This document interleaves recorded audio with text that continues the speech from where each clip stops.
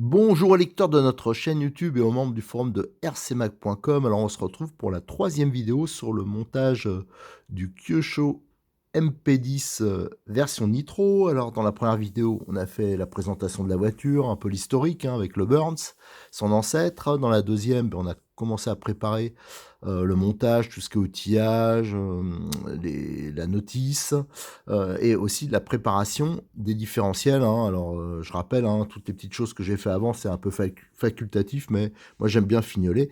Notamment, j'avais préparé au niveau des différentiels, j'ai toilé.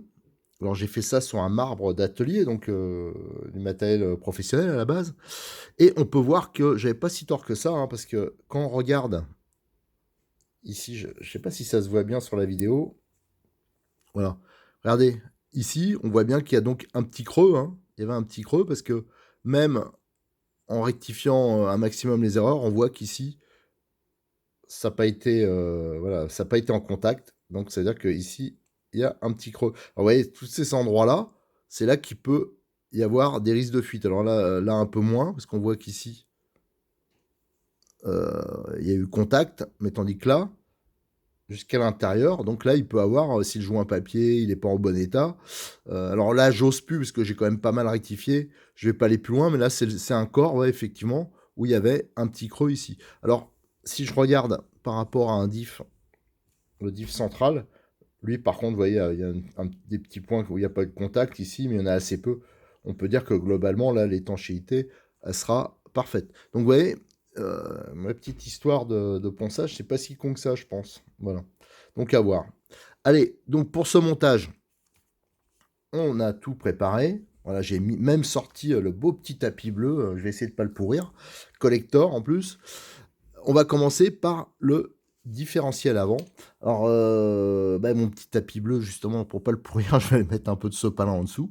Alors, déjà, avant de remplir les diffs, d'arriver aux huiles, tout ça, je voudrais donner quand même quelques indications sur le réglage des diffs. Alors, je vous dis tout de suite, il y en a qui diront...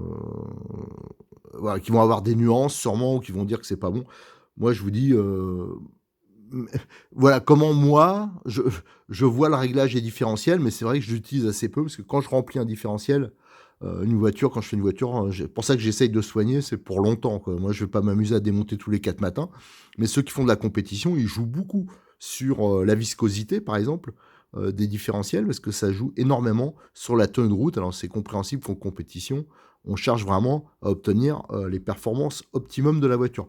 Mais en général, au niveau des 3 différentiels, plus ça sera souple, plus la voiture sera facile à piloter. Alors là, le réglage qui est donné d'origine pour le Kyosho, qui préconise, je pense que c'est un réglage quand même qui est assez souple, donc qui devrait convenir à la plupart au niveau pilotage, et surtout ça va passer partout, quel que soit le revêtement.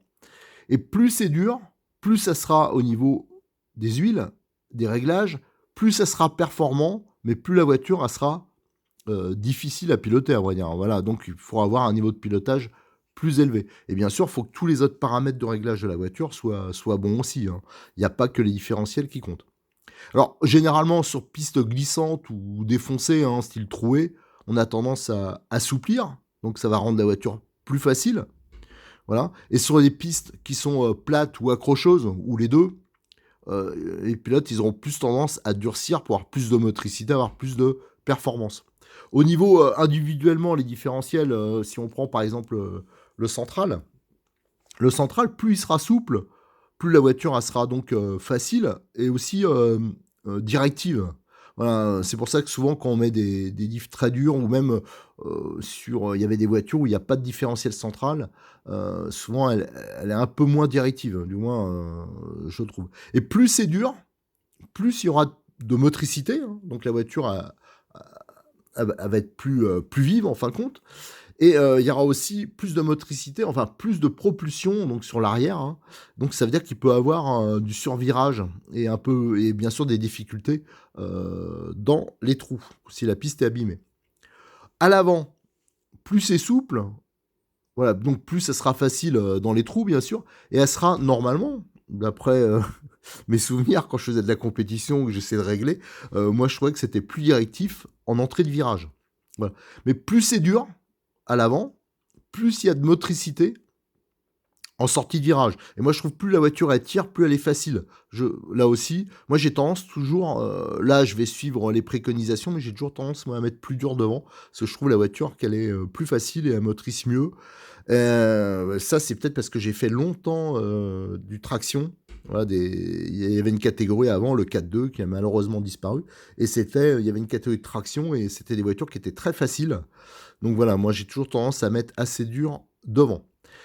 Quant à l'arrière, plus c'est souple, plus ça va, la voiture elle va être directive un peu, mais, mais des fois par contre ça peut rendre la voiture, si c'est trop souple, un peu vicieuse, instable, notamment quand on arrive en bout de ligne droite, qu'on décélère, qu'on arrive sur voilà, ça peut la rendre instable. Et plus c'est dur, plus elle sera stable justement à la coupure des gaz, à la décélération. Mais ce qui risque d'arriver, c'est qu'on peut avoir un survirage en courbe. Alors ça, les pilotes, ils peuvent jouer là-dessus, hein, les bons, quoi, justement pour avoir une dérive. Mais pour les pilotes, voilà, lambda, normaux, je dirais, entre guillemets. Alors bon, le problème, c'est qu'il y a beaucoup de pilotes normaux qui se prennent pour des top pilotes. Mais je veux dire, la plupart, pour la très, très, très grande majorité des pilotes, faut mieux pas trop monter en huile à l'arrière, je trouve, hein, parce que la voiture, après, elle va être un peu difficile. Allez, maintenant, on attaque le montage. Et pour pas abîmer mon beau tapis bleu collector, celui-là il date, il a 20 ans ce tapis, un tapis GS. Donc j'ai retrouvé ça tout à l'heure, j'ai dit ça va être bien, mais je veux pas le pourrir. Donc alors, on a déjà les roulements à 8-16. Alors là, il y a plusieurs méthodes. Moi, je vais le laisser tel quel. Ils sont bien graissés. En plus, les Kyosho, ça tient très très longtemps. C'est sûrement les meilleurs roulements qu'on peut trouver sur des kits. Il y en a qui les déflasquent parfois. Voilà, ils enlèvent le flasque intérieur. Voilà, pour gagner en roue libre. Et surtout, ça permet, quand on veut les nettoyer en course, c'est plus pratique. Et eux, de toute façon, ils nettoient souvent. Donc, ils mettent une huile très fluide pour avoir un maximum de roue libre. Bon, moi perso, je préfère les laisser ainsi. Alors, souvent, c'est pas ces roulements-là qui déflasquent, qui mettent des roulements de type étanche. Voilà, donc le flasque, on peut le retirer facilement. Et donc, c'est le flasque intérieur qu'ils enlèvent. Alors moi, je laisse tel quel. Voilà.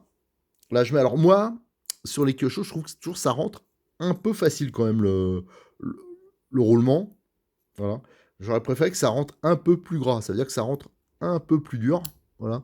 Là, parce que le risque, c'est si le roulement il gripouille un peu, c'est que le roulement il tourne sur la sortie métal, hein, et ça risque en fin de compte de l'usiner un peu. Alors ça, on le verra facilement hein, quand on fera le premier démontage, quand j'aurai pas mal roulé, on regardera si ici il y a une usure, ça veut dire que la cage intérieure du roulement aura tourné dessus. Voilà. Après, il y a la petite graisse qui est fournie ici, donc on va en profiter, elle est très bien hein, pour ça. Moi, voilà, j'en ai mis un peu trop là. Voilà, je me suis un peu lâché parce que je voulais que ça aille dans la gorge un peu. Voilà, bon, ça ira de toute façon. Voilà. Hop, on met là. Ça, c'est indispensable. On la rentre en faisant tourner. Moi, je trouve que c'est mieux. Voilà, ça permet d'aller un peu partout. Voilà, comme ça. Moi, je le fais même un peu là. Voilà. Hop. Donc, c'est nickel. Voilà. Là, c'est sûr que c'est bien graissé. On va mettre le joint torique, là, comme c'est bien graissé. Lui, il n'y a pas besoin de le graisser à son tour. Je vais utiliser la petite clé croix qui est fournie dans l'outillage pour bien mettre en place le joint torique. Voilà, nickel.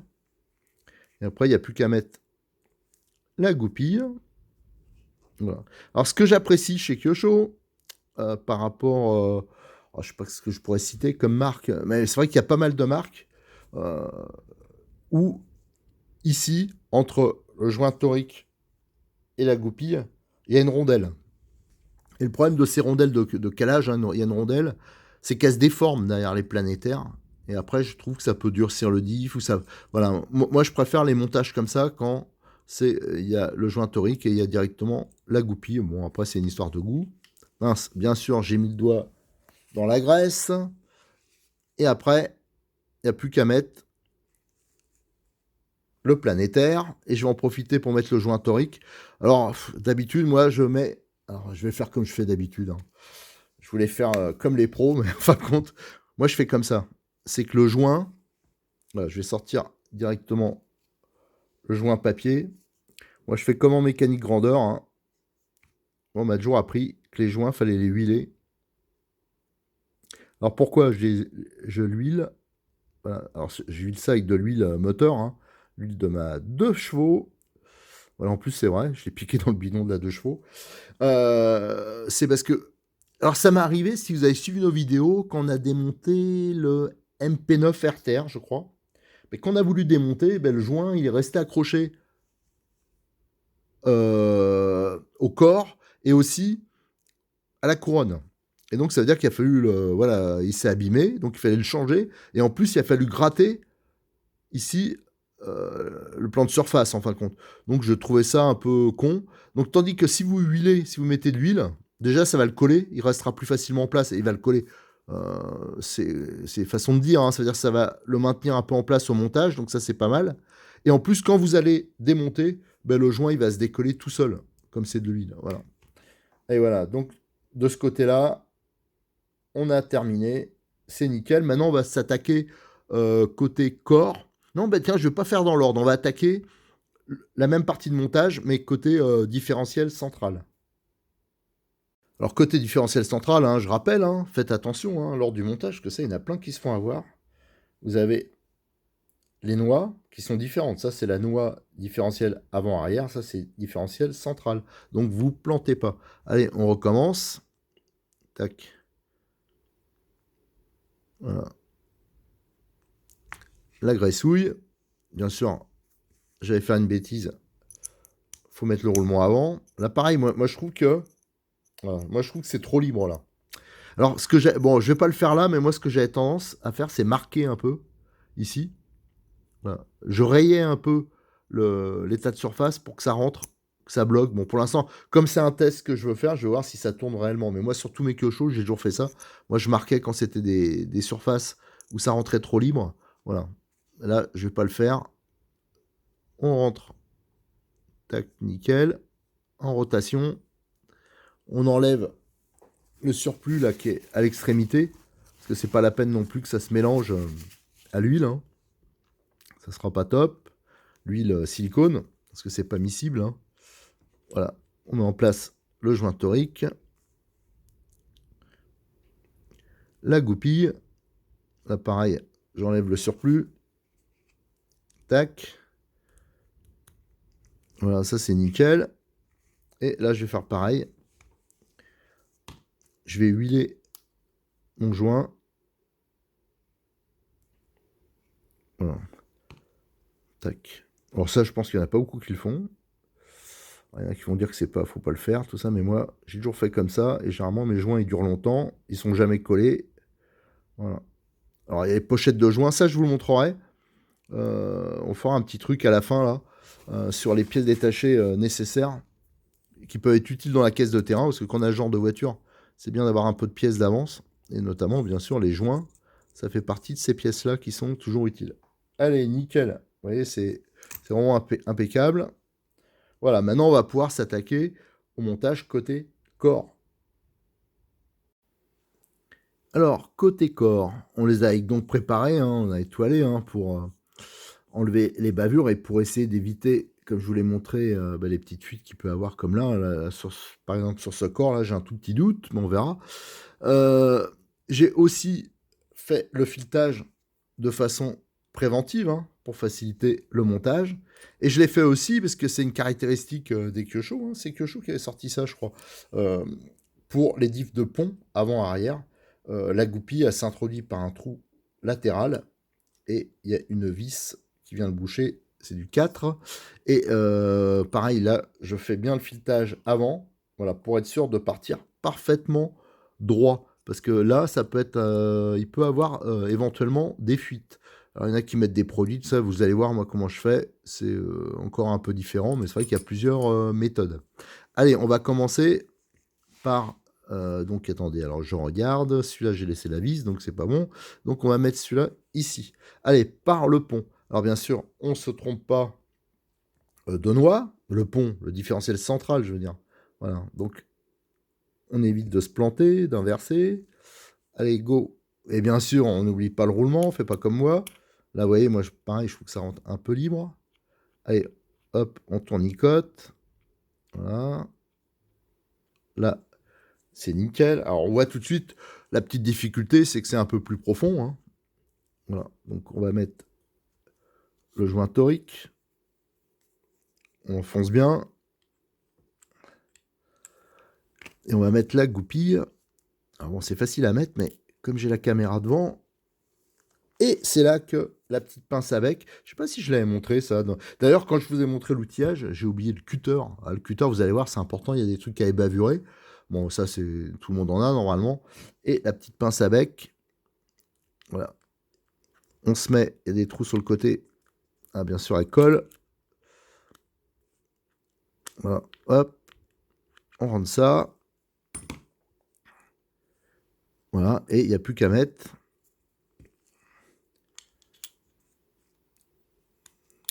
Voilà, si on l'a bien centré, voilà. Nickel.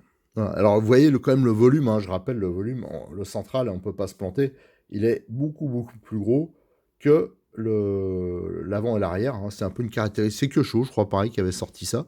Et j'avoue que j'avais pas trop suivi. J'avais même cru à un moment que sur le MP10, ils étaient repassés avec 3 diffs de taille standard. Non, ils sont bien restés avec des gros diffs. Mais c'est vrai que quand on avait vu les premières, quand le MP10 était sorti à l'époque, il y en a beaucoup qui disaient ça, que ils étaient revenus en arrière sur le diff, ce qui n'est pas le cas. Ils avaient juste changé, je crois, le rapport peut-être éventuellement. Mais le diff, c'est exactement les mêmes pièces, les mêmes références que le MP9. Après, hop, ça c'est bon.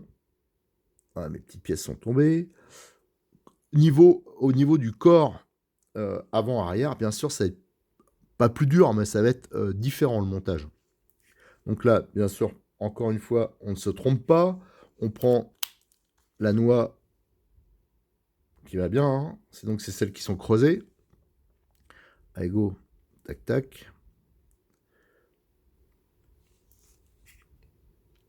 Hop. Tic, tic, tic, tic, tic, tic. Bon, le surplus, éventuellement, on pourra le retirer. Hein, parce que c'est vrai que quand il y a du surplus ici, ça, je l'enlèverai après. Mais ça peut attirer après la poussière. Donc, c'est jamais fantastique. Mais moi, je préfère être généreux en graisse. La générosité. Voilà. Le joint torique. Voilà. Et c'est là que ça change. Alors, le trou, il est là. On va mettre le trou à peu près en face. Et la goupille. Alors, la goupille, on s'assure qu'elle est pas grasse. Parce que là, le tout, faut pas amener de graisse ici. Enfin, du moins, avec le montage que je vais faire.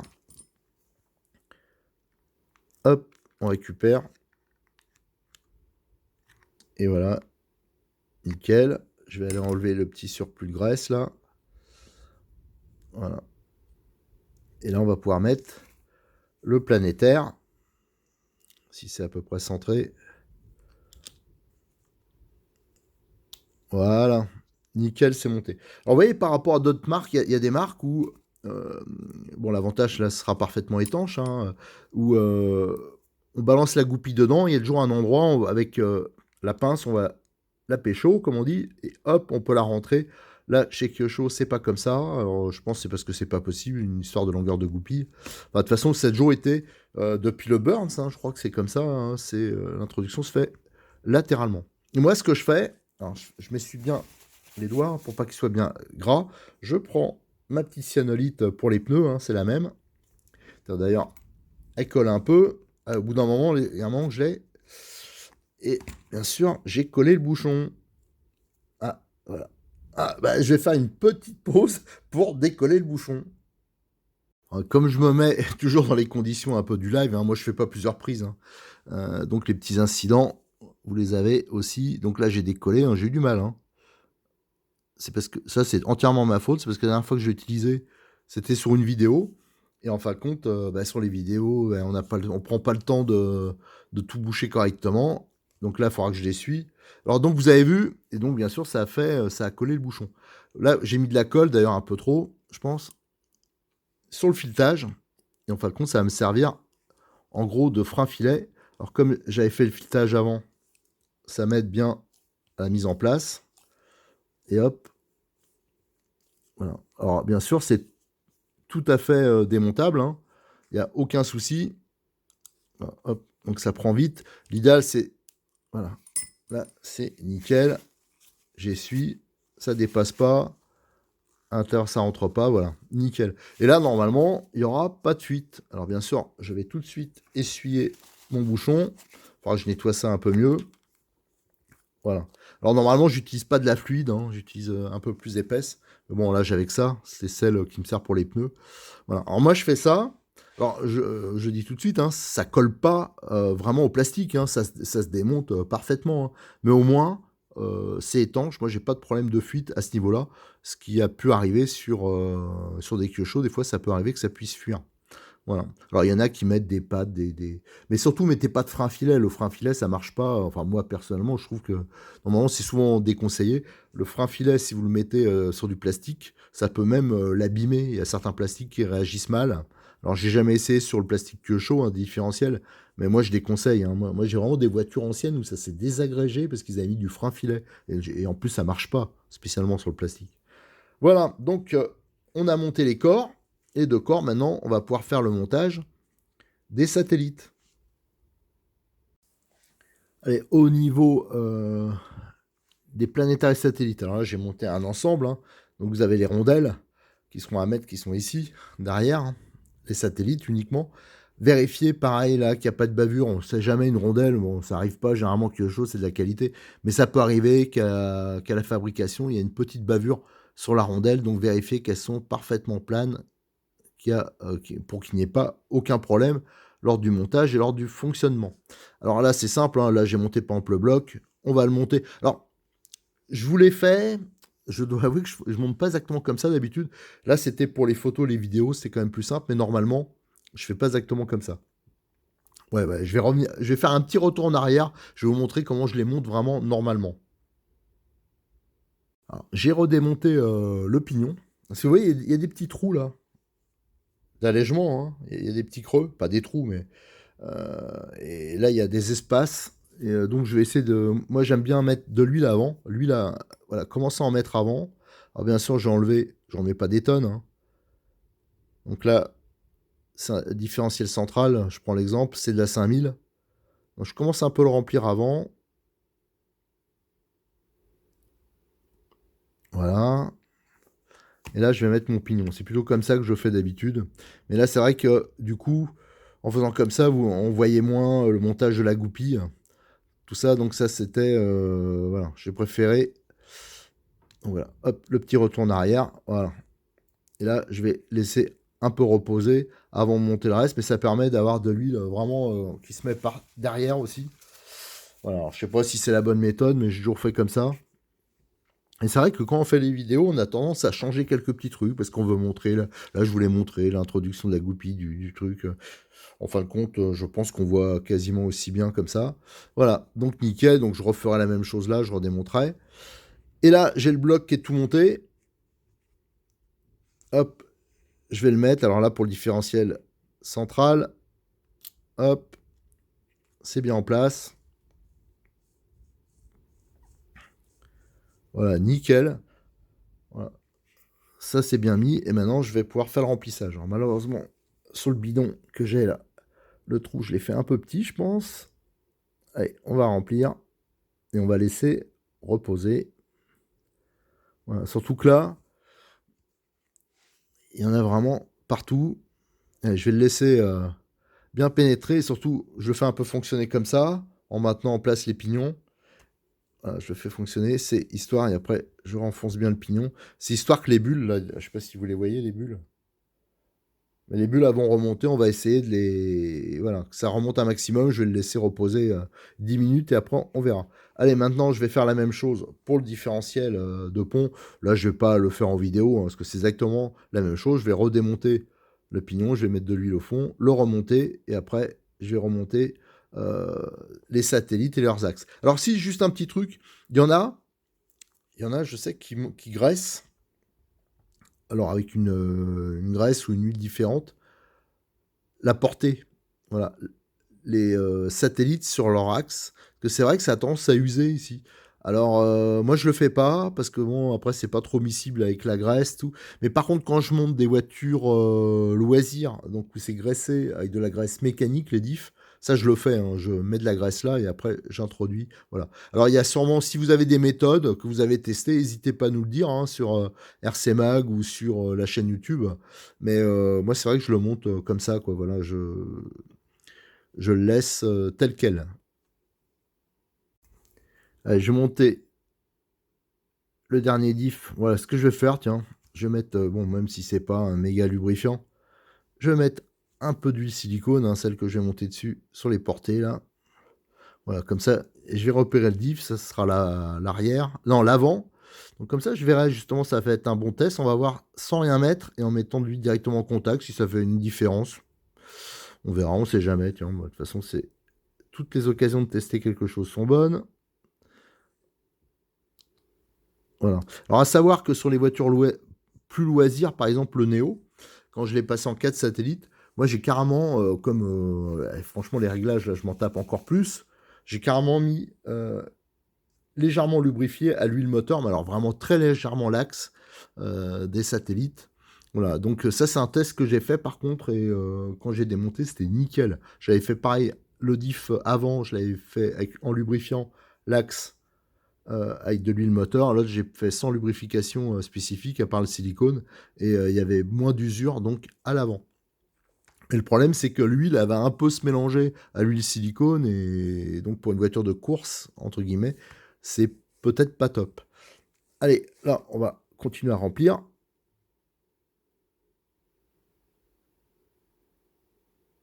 Voilà, et on va laisser reposer, et on va revenir sur le diff central. Alors, ce que je vais faire, je vais mettre un peu sur les bords, là, dans les petits trous, dans les petites cavités, où ça va pas spécialement, parce qu'après, en fonctionnement, ça va aller dedans, et ça va faire baisser un peu le niveau, éventuellement. Voilà.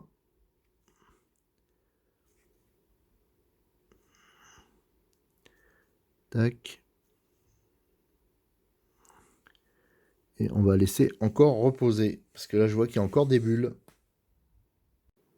Allez, maintenant, j'ai rempli, donc... Attention de ne pas renverser.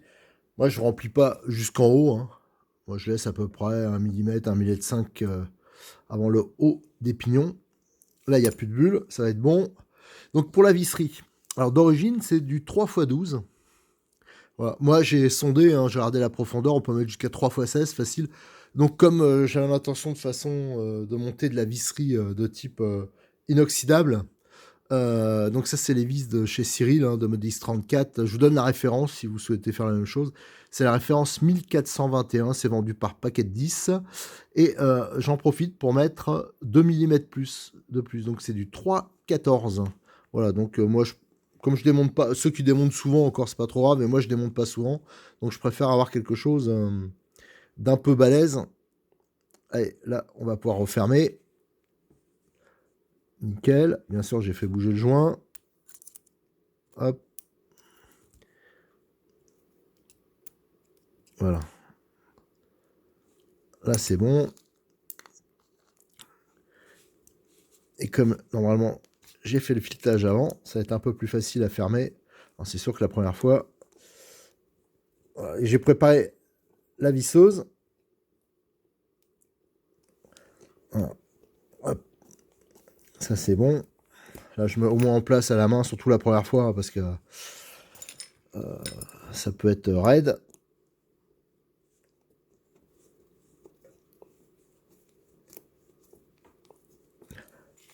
Et après, la visseuse, alors, je sais pas si vous la voyez au fond, mais elle est réglable.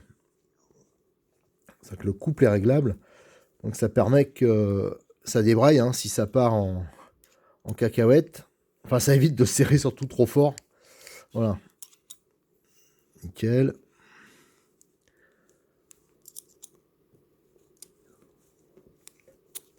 Bon, c'est sûr, mettre un peu plus long, ça rajoute un tout petit peu de poids. Je vérifie que les vis, elles sont toutes droites. Hop, c'est bon.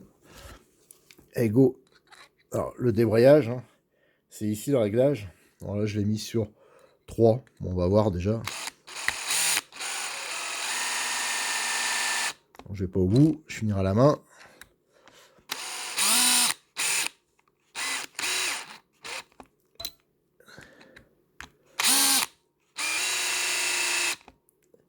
Tac.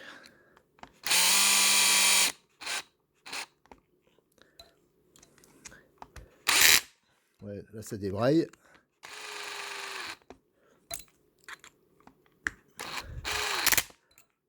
Donc ça évite de pas serrer trop fort. Voilà. Et donc là, on va pouvoir maintenant le finir à la main. Hop.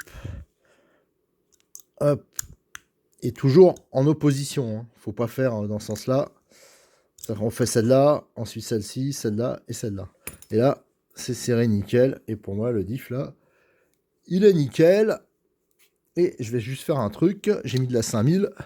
Donc je marque un 5 ici. Voilà, pour me rappeler que c'est de la 5000. Et là, c'est le diff avant. Allez, maintenant, il me reste à faire pour le diff central. Non, un diff, oui, diff avant. Il me reste donc à faire pour le diff central et l'arrière. Je vais finir avec le diff central. Donc là, c'est les mêmes vis. Hein. Donc un poil plus longue. Donc les 3,14. Et pareil, hein, pour les embouts, j'utilise les embouts de visseuse de Modulus 34. Pareil, les seins, là. C'est cette série-là. Franchement, moi, je les trouve très bien. Ils sont pas trop chers. Donc c'est nickel. Et après, je finis à la main. Voilà, pareil, en opposition. Là, j'avais réglé pour celui-là, j'avais réglé le débrayage à 2. Donc là, c'est pour ça que ça a débrayé plus tôt. Je préfère finir à la main, surtout pour le premier montage. Allez, hop.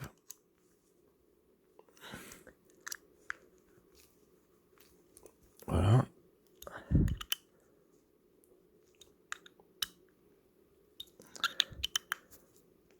Nickel. Voilà, le petit faute.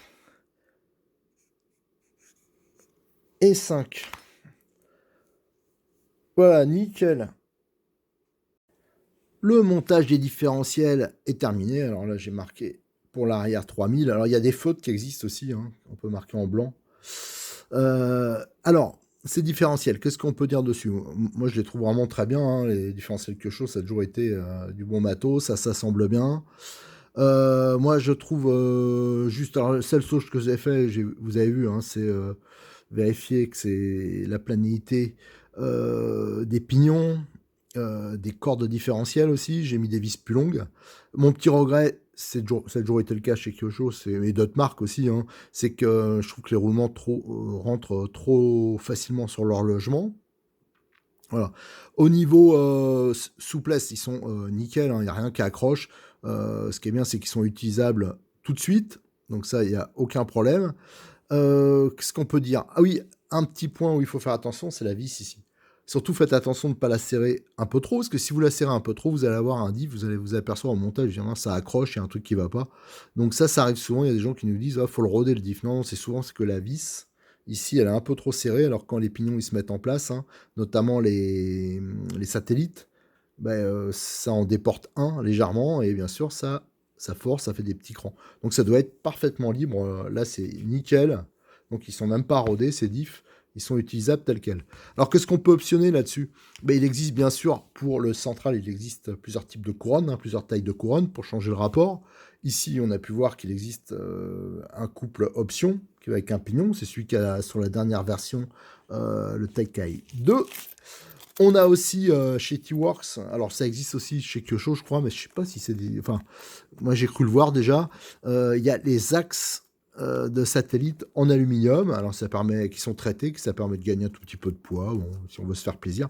Alors, il y a les pignons aussi en acier qui existent chez T-Works, mais actuellement c'est en rupture et en plus le seul jeu que j'avais, je l'ai monté sur le MP9 pour justement faire un test. Au niveau de la visserie, alors je vous ai montré que moi j'ai mis celle de Sismic, mais il existe, alors, je vous montre tout de suite parce que ça servira à ceux qui veulent se monter de la visserie, genre là, chez T-Works, ils font des kits visserie. Je crois même qu'il y en a en titane. Donc là, c'est de la visserie traitée. Voilà, donc ceux qui veulent se faire plaisir, il y a aussi ces possibilités-là. Allez, sur le point des différentiels, c'est terminé. Je vous donne rendez-vous donc pour une prochaine vidéo. Là, on a la prochaine étape, je crois que c'est le montage châssis, bavette et direction. Je vais le faire à la suite, donc comme ça, je pourrais vous publier rapidement toutes les vidéos. Allez, merci, au revoir, à bientôt.